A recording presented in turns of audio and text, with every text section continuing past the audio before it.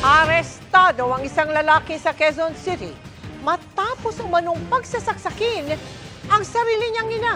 Ang dahilan umano, hindi siya binigyan ng pera. Nakatutok si Oscar Oida. Sa kulungan ng bagsak ng 39 anyos na lalaking ito matapos patayin sa saksak ang sarili niyang ina sa barangay Masambong, Quezon City.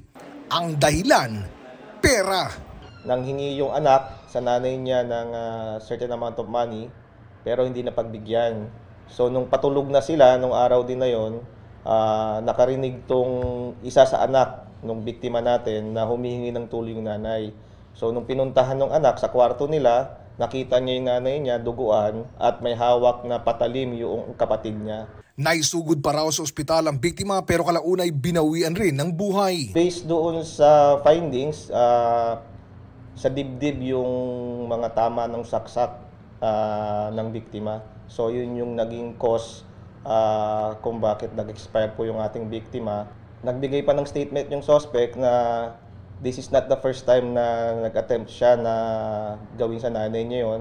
Ayon naman sa isa sa mga kapatid ng suspect. Baka dahil na rin po sa sugal po yun, sir. Kasi wala po siyang pera. Kasi mahilig po siyang magsugal. Ayon sa pulisya, minsan na nga raw nilang hinuli ang suspect dahil sa illegal gambling noong 2017. Tumanggi magbigay ng pahayag ang suspect.